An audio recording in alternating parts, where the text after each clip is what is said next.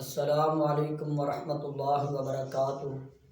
نحمدہ ونصلی علی رسولہ الکریم، اما بعد فاعوذ باللہ من الشیطان الرجیم، بسم اللہ الرحمن الرحیم۔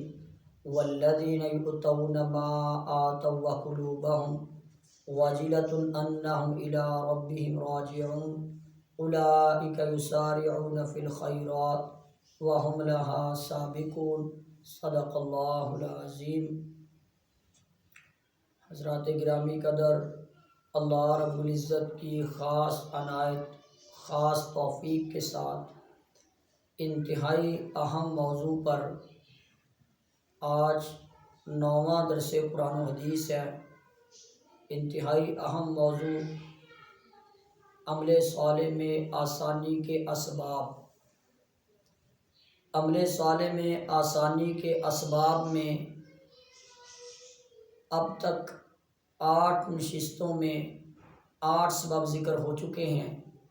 نمبر 1 فراخ دلی، نمبر 2 تقوی، نمبر 3 وعدوں کی تصدیق، نمبر 4 دعا کرنا، نمبر 5 اکل حلال، حلال کھانا، حلال کمانا، نمبر 6 خاموش رہنا، نمبر 7 درست بات کرنا، نمبر 8 قلیل امیدیں رکھنا، اور نمبر 9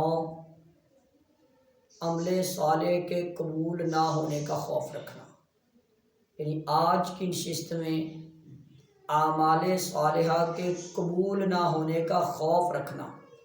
جو آیت مقدسہ میں نے آپ احباب کے سامنے ابتدا میں تلاوت کی، یہ سورۃ المؤمنون کی آیت نمبر 61 ہے، جس میں اللہ رب العزت نے فرمایا، اے وہ لوگوں جو نیک اعمال کرتے ہو، یعنی وہ لوگ جو نیک اعمال کرتے ہیں اور اس کے باوجود ان کے دل ڈرتے ہیں، یعنی نیک اعمال کرنے کے باوجود ان کے دل ڈرتے ہیں کہ بے شک نیکیوں میں ایک دوسرے سے آگے بڑھنے کی کوشش کرتے ہیں۔ والذین یؤتون ما آتوا وقلوبہم واجلۃ انہم الی ربہم راجعون اولئک یسارعون فی الخیرات وہم لہا سابقون۔ یہ آیت مقدسہ، اس کی تفسیر میں سیدہ عائشہ رضی اللہ عنہا نبی علیہ السلام سے پوچھتی ہیں کہ اللہ کے نبی علیہ السلام، اس آیت کی تفسیر سے کیا مراد ہے؟ یہ ڈرنے والے لوگ کون ہیں جو شراب پینے والے ہیں، چوریاں کرنے والے ہیں، گناہ کرنے والے ہیں، اس سے وہ لوگ مراد ہیں؟ تو آپ صلی اللہ علیہ وسلم نے فرمایا، نہیں ہے صدیق کی بیٹی، اس سے وہ مراد نہیں ہیں۔ اس سے مراد تو وہ لوگ ہیں جو صدقہ کرنے والے ہیں، جو نماز پڑھنے والے ہیں اور اس کے باوجود بھی ڈرنے والے ہیں، یعنی نیکیاں کرنے کے باوجود ڈرنے والے ہیں، اس سے وہ لوگ مراد ہیں۔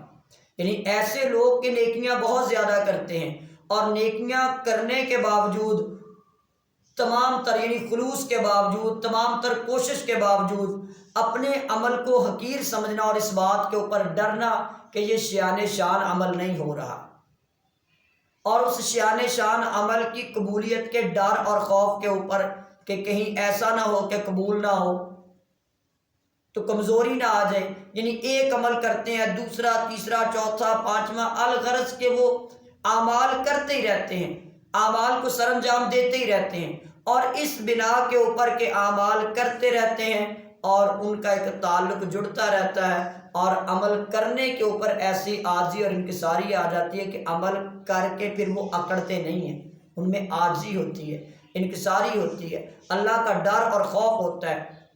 آپ ایسا ہی سمجھ لیں جس طرح سیدنا عمر فاروق رضی اللہ عنہ نے فرمایا کہ اگر اللہ رب العزت نے ایک انسان کو صرف جہنم میں لے کے جانا ہو تو مجھے ڈر ہے کہ کہیں وہ ایک میں نہ ہوں، یعنی ان کا ڈر ایسا ہوتا ہے۔ اور اس کے اوپر فرماتے ہیں کہ اگر ایک شخص نے صرف جنت میں جانا ہو تو مجھے اپنے رب کے اوپر امید ہے کہ اللہ رب العزت مجھے لے جائے گا، یعنی ان کی امید اور خوف بھی بہت اچھا ہوتا ہے کہ اللہ پر توکل بھی بہت اچھا ہے اور ڈر اور خوف بھی رکھتے ہیں۔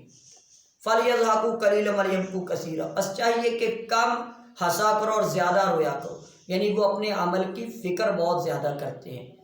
حتیٰ کہ اس میں سبقت لے جانے کی کوشش کرتے ہیں اور پھر ڈرتے رہتے ہیں۔ تو اس طرح انسان کو اعمال کرنے کا زیادہ سے زیادہ موقع ملتا ہے۔ تو جب زیادہ سے زیادہ موقع ملتا ہے پھر عمل صالح آسان ہو جاتے ہیں۔ تو گویا کہ 9واں سبب بنا کہ اعمال صالحہ کے قبول نہ ہونے کا خوف دل کے اندر رکھنا۔ تو وہ خوف جب پیدا ہوگا تو پھر انسان تقویٰ پہ آئے گا، عاجزی پہ آئے گا، عمل پہ آئے گا، انکساری پہ آئے گا، اور اس کے ساتھ اس کے لیے عمل کرنا آسان ہو جائے گا۔ یہ خلوص اس سے بڑھتا ہے، معرفت اس سے بڑھتی ہے، کوشش اس سے بڑھتی ہے، توکل اس سے بڑھتا ہے، جذبہ ایمان اس سے بڑھتا ہے۔ تو اس لیے یہ بھی عمل صالح کے قبول ہونے میں کہ تب آسان ہوتے ہیں جب ہمارے دل میں ایک خوف پیدا ہو جائے کہ عمل ہمارے قبول ہو رہے ہیں نہیں ہو رہے، اور اس خوف کی اصلاح میں انسان زیادہ سے زیادہ دین میں داخل ہوتا چلا جاتا ہے۔ دعا ہے کہ اللہ تعالیٰ سمجھ کر عمل کی توفیق عطا فرمائے۔